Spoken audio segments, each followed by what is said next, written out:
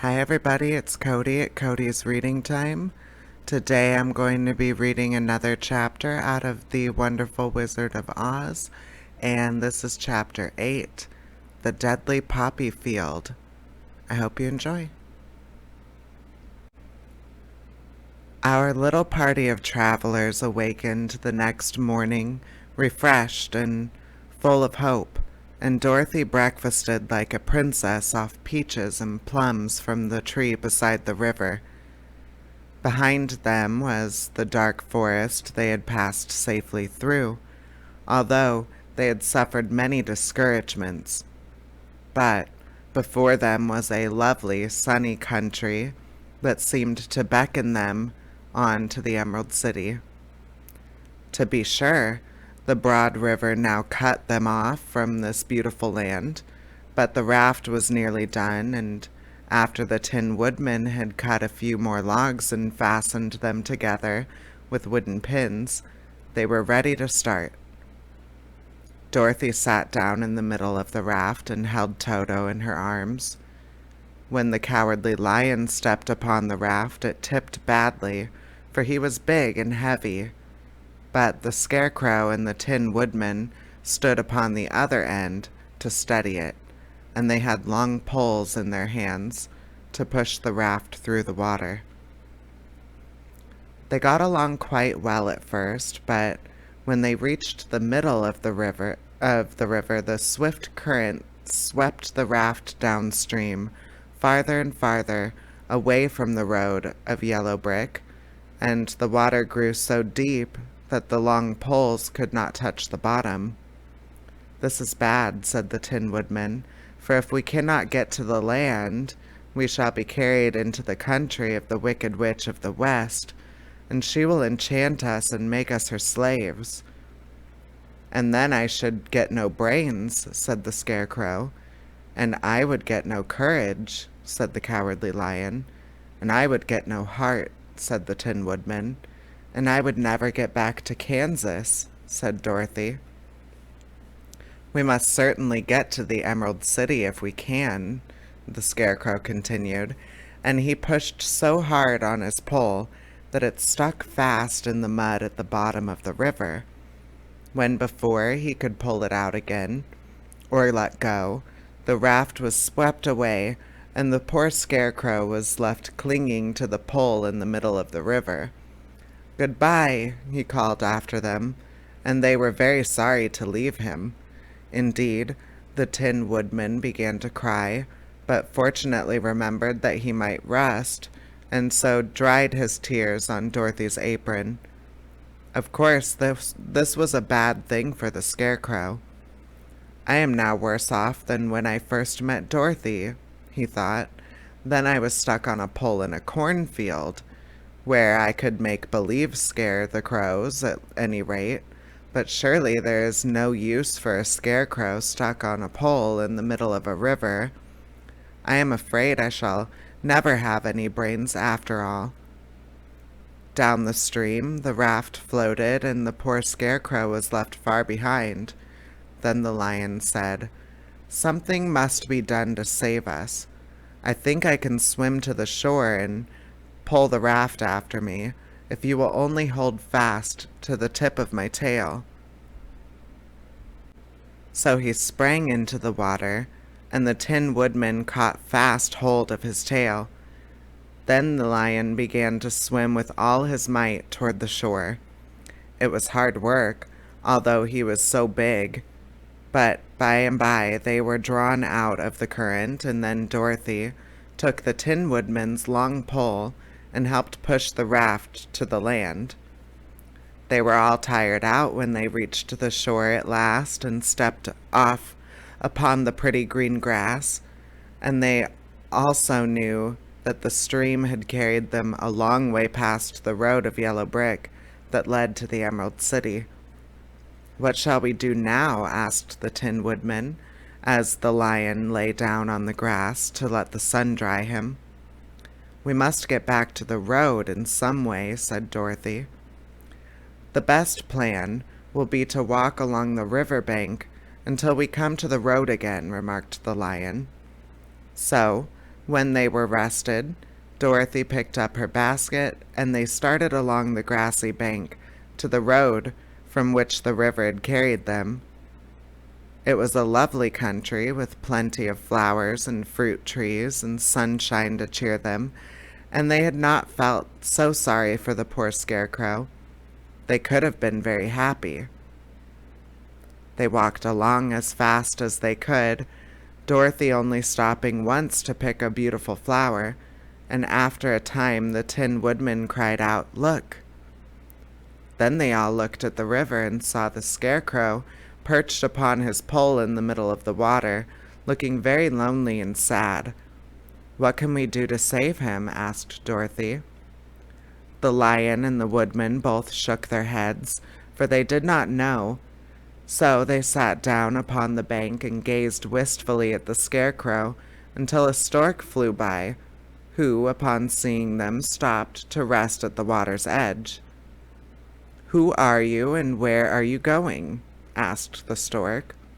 "I am Dorothy," answered the girl, "and these are my friends, the Tin Woodman and the Cowardly Lion, and we are going to the Emerald City."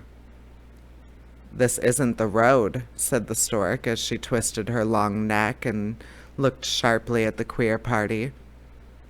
"I know it," returned Dorothy, "but we have lost the scarecrow and are wondering how we shall get him again." "Where is he?" asked the stork. "Over there in the river," answered the little girl. "If he wasn't so big and heavy, I could get him for you," remarked the stork. "He isn't heavy a bit," said Dorothy eagerly, "for he is stuffed with straw, and if you will bring him back to us, we shall thank you ever and ever so much." "Well, I'll try," said the stork, "but if I find he is too heavy to carry, I shall have to drop him in the river again." So the big bird flew into the air and over the water till she came to where the scarecrow was perched upon his pole. Then the stork, with her great claws, grabbed the scarecrow by the arm and carried him up into the air and back to the bank, where Dorothy and the lion and the Tin Woodman and Toto were sitting. When the scarecrow found himself among his friends again, he was so happy that he hugged them all, even the lion and Toto, and as they walked along he sang, "Tol-de-ree-de-do," at every step. He felt so happy. "I was afraid I should have to stay in the river forever," he said, "but the kind stork saved me, and if I ever get any brains, I shall find the stork again and do her some kindness in return." "That's all right," said the stork, who was flying along beside them. "I always like to help anyone in trouble, but I must go now, for my babies are waiting in the nest for me. I hope you will find the Emerald City, and that Oz will help you." "Thank you," replied Dorothy, and then the kind stork flew into the air and was soon out of sight. They walked along listening to the singing of the brightly colored birds and looking at the lovely flowers, which now became so thick that the ground was carpeted with them. There were big yellow and white and blue and purple blossoms, besides great clusters of scarlet poppies, which were so brilliant in color they almost dazzled Dorothy's eyes. "Aren't they beautiful?" the girl asked, as she breathed in the spicy scent of the bright flowers. "I suppose so," answered the scarecrow. "When I have brains, I shall probably like them better." "If I only had a heart, I would love them," added the Tin Woodman. "I always did like flowers," said the lion. "They seem so helpless and frail, but there are none in the forest so bright as these." They now came upon more and more of the big scarlet poppies, and fewer of the other flowers.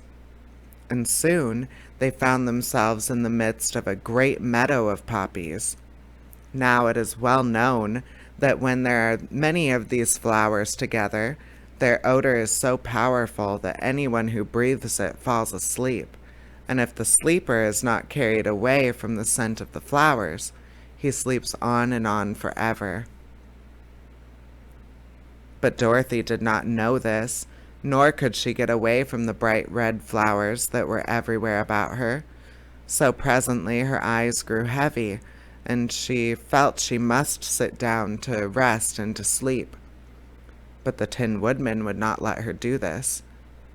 "We must hurry and get back to the road of yellow brick before dark," he said, and the Scarecrow agreed with him. So they kept walking until Dorothy could no longer stand. Her eyes closed in spite of herself, and she forgot where she was and fell among the poppies, fast asleep. "What shall we do?" asked the Tin Woodman. "If we leave her here, she will die," said the Lion. "The smell of the flowers is killing us all. I myself can scarcely keep my eyes open, and the dog is asleep already." It was true. Toto had fallen down beside his little mistress, but the Scarecrow and the Tin Woodman, not being made of flesh, were not troubled by the scent of the flowers. "Run fast," said the Scarecrow to the Lion, "and get out of this deadly flower bed as soon as you can. We will bring the little girl with us, but if you should fall asleep, you are too big to be carried." So the Lion aroused himself and bounded forward as fast as he could go. In a moment he was out of sight. "Let us make a chair with our hands and carry her," said the Scarecrow.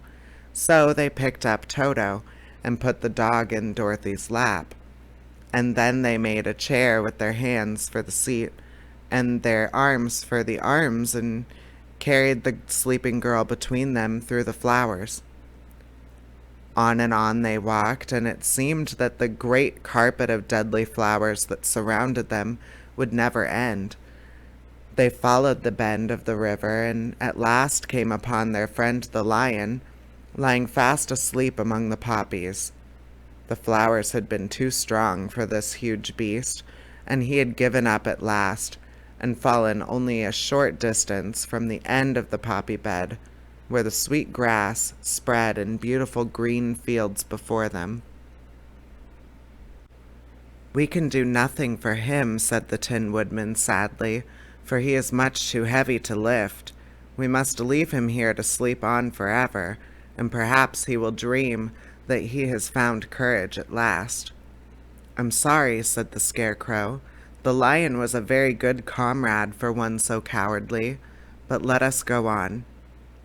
They carried the sleeping girl to a pretty spot beside the river, far enough from the poppy field to prevent her from breathing any more of the poison of the flowers, and here they laid her gently on the soft grass and waited for the fresh breeze to waken her.